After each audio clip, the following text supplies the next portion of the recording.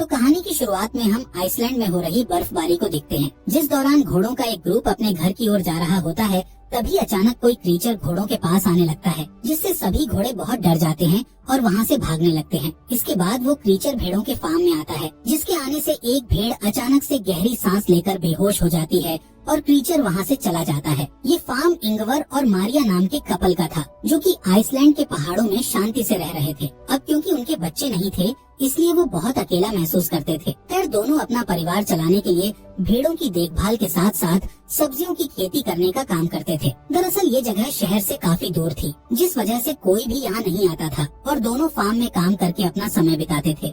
एक शाम मारिया और इंगवर अपनी प्रेग्नेंट भेड़ों की डिलीवरी में मदद करते हुए नजर आते हैं, जहाँ उन्हें पता चलता है कि बहुत सारी भेड़ों ने बच्चों को जन्म दिया है, जिससे मारिया बहुत खुश थी। लेकिन इंगवर को उनमें ज्यादा दिलचस्पी नहीं थी, क्योंकि इतनी सारी भेड़ों को पालने के लिए बहुत ज्यादा खर्चा होता था। एक दिन जब दोनों काम करके आपस में बातें कर रहे थे, तब मारिया इंगवर को अपने ट्रैक्टर में होने वाली प्रॉब्लम्स के बारे में बताती है, जिस पर वो कहता है कि उन्हें अगले सीजन से पहले ट्रैक्टर को ठीक करवाना होगा। इसी दौरान भेड़ों की शेड में उनका डॉग भौंकने लगता है, इसलिए उसे देखने के लिए दोनों शेड में आ जाते हैं। यहाँ वो देखते हैं कि डॉग एक प्रेग्नेंट भेड़ को देखकर भौंक रहा था, क्योंकि उस भेड़ का डिलीवरी का समय हो गया था। खैर, मारिया और इंगवर मिलकर उस भेड़ की डिलीवरी में हेल्प करते हैं, लेकिन जब वो उस भेड़ के बच्चे को देखते हैं तो बुरी तरह शॉक हो जाते हैं। दरअसल उस भेड़ ने एक हाइब्रिड बच्चे को जन्म दिया था, जिसमें उसका सिर भेड़ का था और शरीर इंसानों वाला था। यहाँ मारिया उस बच्चे को अपने साथ घर में ले जाती है और फिर दोनों मिलकर उसकी देखभाल करने लगते हैं। अब क्योंकि उनका कोई बच्चा नहीं था,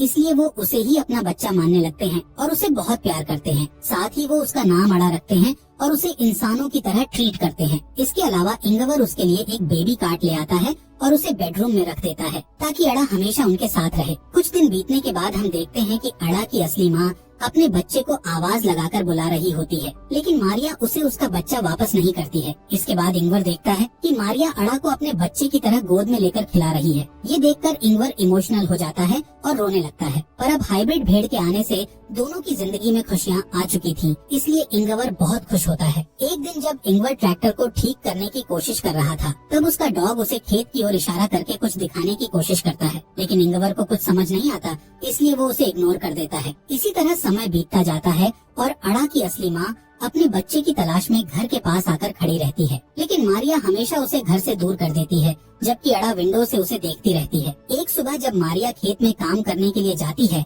तब वो इंगवर से अड़ा की देखभाल करने का कहती है, पर इंगवर काम करने के लिए शेड में चला जाता है और गलती से घर के गेट को खुला छोड़ देता है। जब मारिया घर पर वापस आती है तो वो इंगवर से अड़ा के बारे में पूछती है, जिस पर इंगवर बताता है कि बाहर जाने से पहले मैंने उसे बेडरूम में सुला दिया था। इसलिए वो अड़ा को देखने बेडरूम में जाती है, लेकिन अड़ा बेडरूम में नहीं होती है, जिससे मारिया और इंगवर बहुत डर जाते हैं और घर के चारों तरफ उसे ढूंढने लगते हैं। यहाँ मारिया बहुत ही टेंशन में आ जाती है। तब इंगवर उसे शांत करता है और कहता है कि वो अड़ा को जल्द ही ढूंढ लेंगे। अब वो दोनों अड़ा को अपने पूरे एरिया में खोजने लगते हैं, लेकिन उन्हें कहीं पर भी वो दिखाई नहीं देती है। इसलिए थक हार कर दोनों घर की ओर जाने लगते हैं। तब उन्हें भेड़ की आवाज सुनाई देती है। मारिया उस आवाज का पीछा करती है और देखती है कि अड़ा की असली माँ अड़ा को अपने साथ बाहर लेकर आई थी। मारिया तुरंत उस भेड़ से अड़ा को छीन लेती है और उसे ठंड से बचाने के लिए कपड़े से ढकने लगती है, जिसके बाद वो घर जाने लगते हैं, जिस दौरान अड़ा की माँ उनके पीछे आने लगती है, जिससे मारिया उस पर गुस्सा होती है और उसे यहाँ से दूर जाने का कहती है।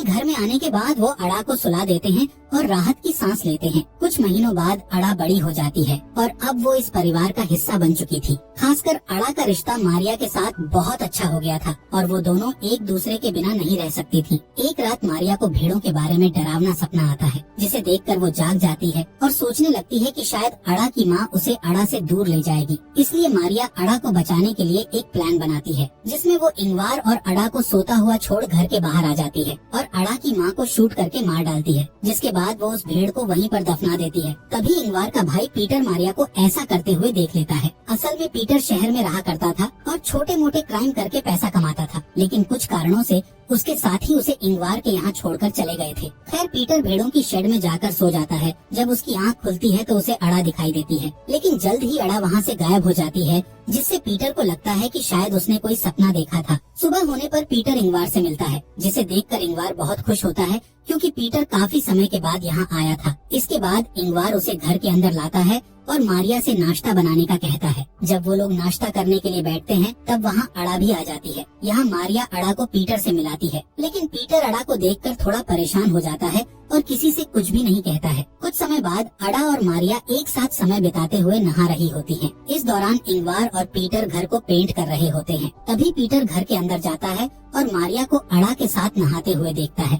जब इंगवार घर में आता है तब पीटर उससे पूछता है कि आखिर यहाँ क्या चल रहा है, जिस पर इंगवार उससे सिर्फ इतना कहता है कि उनका परिवार बहुत खुश है। रात में मारिया अड़ा को पीटर के पास लाती है और अड़ा को अपने अंकल पीटर से गुड नाइट कहने का बोलती है। तब पीटर एक बार फिर इंगवार से अड़ा के बारे में बात करने की कोशिश करता है, जिस पर इंगवार कहता है कि वो इस बारे में बात करना नहीं चाहता है। साथ ही वो पीटर से कहता है कि तुम यहाँ जब तक चाहो तब तक रह सकते हो, लेकिन तुम हमारे पर्सनल लाइफ में कोई भी इंटरफेयर नहीं करोगे। यहाँ मारिया इंगवार से पूछती है कि आखिर पीटर यहाँ कितने दिनों तक रुकने वाला है। असल में पीटर मारिया के साथ फ्लर्ट करता था और उसे हमेशा गंदी नजरों से देखा करता था, इसलिए वो चाहती थी कि पीटर जल्द से जल्द यहाँ से चला जाए। खैर इंगवार उससे कहता है कि पीटर यहाँ कुछ समय तक रहेगा, क्योंकि वो अक्सर उन लोगों से बचने के लिए यहाँ आता है जिनको उसे पैसे चुकाने होते हैं। अगली सुबह तीनों मिलकर खेत में आलू लगा रहे होते हैं और उनका डॉग अड़ा की देखभाल कर रहा होता है, लेकिन अड़ा उस डॉग को डरा देती है। दूसरी तरफ तीनों एक ब्रेक लेते हैं, जिस दौरान पीटर मारिया से फ्लर्ट करने लगता है, लेकिन मारिया उसे दूर कर देती है। तब पीटर उससे कहता है कि तुम जिसे इंसान समझकर अपने घर में रखे हुए हो वो सिर्फ एक जानवर है, पर मारिया उसकी बातों पर ध्यान नहीं देती है और वहाँ से चली जाती है। अगली सुबह इंगवार अपने भाई पीटर को उठाता है और उसे एक शेड की सफाई करने के लिए मदद मांगता है। तब पीटर को सफाई करते समय अपने पुराने ड्रम्स मिलते हैं, जिन्हें देखकर वो बहुत खुश हो जाता है और ड्रम्स को बजाने लगता है। तब ड्रम्स की आवाज सुनकर अड़ा वहाँ आ जाती है और ड्रम्स का म्यूजिक सुनकर एंजॉय करने लगती है, पर पीटर को ये चीज पसंद नहीं आती है, इसलिए वो अड़ा का मजाक उड़ाने लगता है। साथ ही वो अड़ा को बाहर ले जाता है और उसे भेड़ बोलते हुए जबरदस्ती घास खिलाने लगता है, जिस दौरान इंगवार वहाँ आ जाता है और पीटर को ऐसा करते देख लेता है। अब इंगवार गुस्से में आकर पीटर को डांटने लगता है और अड़ा को अपने साथ ले जाने लगता है, जिस पर पीटर उससे कहता है कि अड़ा कोई इंसान नहीं है बल्कि एक जानवर है, पर इंगवार उसकी बातों को इग्नोर करके वहाँ से चला जाता है। अगली सुबह हम पीटर को देखते हैं जो चुपके से मारिया और इंगवार के बेडरूम में जाता है और उन्हें बताए बिना अड़ा को बाहर ले आता है। इसके बाद पीटर शेड से एक गन उठाता है और अड़ा को घर से दूर ले जाता है, जहाँ वो अचानक से अड़ा के ऊपर गन पॉइंट कर देता है और उसे शूट करने का सोचता है, लेकिन अड़ा के मासूम चेहरे को देखकर उसका मन बदल जाता है। दूसरी तरफ मारिया उठ जाती है और देखती है कि अड़ा रूम में नहीं है, जिससे वो टेंशन में आ जाती है और घर के आसपास उसे ढूंढने लगती है। तभी वो देखती है कि अड़ा पीटर के रूम में है, जहाँ पीटर उसे अपनी गोद में रखकर सो रहा होता है। इससे मारिया को लगता है कि पीटर ने अड़ा को एक्सेप्ट कर लिया है। खैर इसके बाद हम मारिया को शमशान में देखते हैं, जहाँ वो एक कब्र के सामने बैठकर प्रे कर रही होती है। यहाँ हमें पता चलता है कि मारिया और इंगवार की एक बेटी थी जिसका नाम अड़ा था, लेकिन किसी कारण से उनकी बेटी की मौत हो गई थी, जिससे वो दोनों काफी अकेले हो गए थे। यही वजह थी कि उन्होंने उस हाइब्रिड भेड़ के बच्चे का नाम अड़ा रखा था और वो उसे अपनी बेटी के रूप में देखने लगे थे। यहाँ इंगवार अड़ा को कहानियाँ सुनाता है, जिस दौरान उसे अपनी मरी हुई बेटी की याद आती है, जिससे वो बहुत इमोशनल हो जाता है। तब मारिया उसके पास आती है और उसे शांत करने लगती है। असल में ये दोनों अपनी बेटी की मौत का जिम्मेदार खुद को मानते थे, जिससे दोनों के बीच में काफी दूरियां भी हो गई थी। लेकिन जब से उन्हें अड़ा मिली थी तब से उन दोनों के बीच दूरियां खत्म होने लगी थी। इसके अलावा पीटर भी अब अड़ा को पसंद करने लगा था और अक्सर उसे घुमाने के लिए बाहर ले जाता था, जिससे इंगवार और मारिया भी खुश होते थे और उन्हें अच्छा लगता था कि पीटर ने उसे अपना लिया है। एक दिन पीटर अड़ा को अपने साथ मछली पकड़ने के लिए ले जाता है। तब वो अड़ा को अपने और इंगवार के बचपन के बारे में बताता है, लेकिन जब वो घर की ओर वापस जाते हैं तब रास्ते में उनका ट्रैक्टर खराब हो जाता है। यहाँ पीटर ट्रैक्टर को ठीक करने लगता है, पर उसे समझ नहीं आता है कि आखिर ट्रैक्टर में क्या प्रॉब्लम है, इसलिए वो ट्रैक्टर को वहीं छोड़ देता है और अड़ा को लेकर घर आ जाता है, जहाँ डिनर करने के बाद वो सभी टीवी में एक गेम देखते हैं, लेकिन उनकी टीम हार जाती है, जिससे उनका मूड खराब हो जाता है। इसलिए मारिया सबको खुश करने का सोचकर टीवी में पीटर के एक पुराने म्यूजिक वीडियो को चला देती है, जिससे सबका मूड अच्छा हो जाता है और वो डांस करने लगते हैं। यहाँ वो तीनों एंजॉय करते हुए ड्रिंक कर रहे थे। तब अड़ा उन्हें बिना बताए घर से बाहर आ जाती है, जहाँ वो उसी क्रीचर को देख लेती है जो कि कहानी की शुरुआत में भेड़ों के फार्म में आया था। इस क्रीचर को देखकर अड़ा घर की ओर भागती है और शेड में जाकर अपने आप को देखने लगती है। दरअसल अड़ा के मन में ये चल रहा था कि वो अपने पेरेंट्स मारिया और इंगवार की तरह क्यों नहीं दिखती है, जिससे अब उसे शक भी होने लगा था कि वो दोनों उसके असली पेरेंट्स नहीं हैं। खैर इधर इंगवार नशे में होने के कारण जमीन पर गिर जाता है, जिससे पीटर उसे बेडरूम में ले जाता है। तभी अड़ा भी वहाँ आ जाती है और इंगवार के साथ सोने लगती है। लेकिन अभी भी अड़ा उसी क्रीचर के बारे में सोच रही थी जिसे उसने थोड़ी देर पहले ही देखा था। इसी बीच पीटर मारिया के पास आता है और उसे टच करते हुए फ्लर्ट करने लगता है, जिस पर मारिया उसे रोकती है और दोबारा ऐसी हरकत करने से मना करती है। तब पीटर उसे ब्लैकमेल करता है कि मुझे पता है तुमने अड़ा की असली माँ को मार दिया है और अगर तुमने मेरी बात नहीं मानी तो मैं अड़ा को सब कुछ बता दूंगा। इसलिए मारिया को मजबूरी में आकर पीटर की बात माननी पड़ती है, लेकिन किसी तरह वो पीटर को एक रूम में बंद कर देती है। तब पीटर चिल्लाते हुए उससे गेट खोलने का कहता है, लेकिन मारिया उसे इग्नोर करके वहाँ से चली जाती है। अगली सुबह मारिया पीटर के पास जाती है और उसे अपने घर से चले जाने की रिक्वेस्ट करती है, जिसके लिए पीटर मान जाता है और वो उसे बस स्टॉप पर छोड़ने के लिए चली जाती है। इसी बीच इंगवार भी उठ जाता है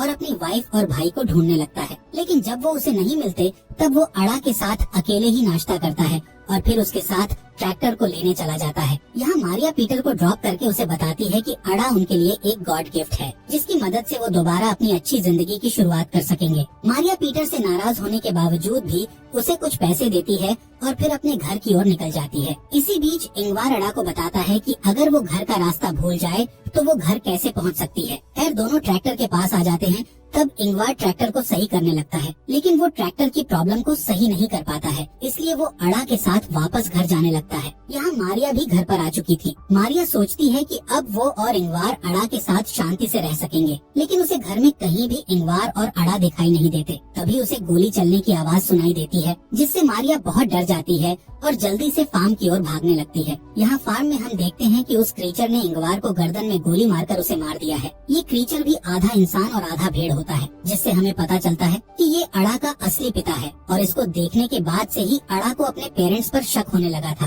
खैर अब वो क्रीचर अड़ा का हाथ पकड़कर उसे अपने साथ ले जाने लगता है। तब अड़ा इंगवार के पास जाने के लिए अपने हाथ को उस क्रीचर से छुड़ाने लगती है, पर वो क्रीचर उसे पकड़कर ले जाता है और अड़ा रोते हुए इंगवार को देखती रहती है। जल्द ही मारिया वहाँ आ जाती है और इंगवार को मरा हुआ देखकर बुरी तरह रोने लगती है। अब मारिया के पास कुछ भी नहीं बचा था और वो पूरी तरह से अकेली हो गई थी। कहानी के अंत में मारिया अपनी सारी उम्मीद खोकर अपनी आंखों को बंद कर लेती है और इसी के साथ इस मूवी का यहीं पर एंड हो जाता है। फॉक्स एक्सप्लेनर चैनल को सब्सक्राइब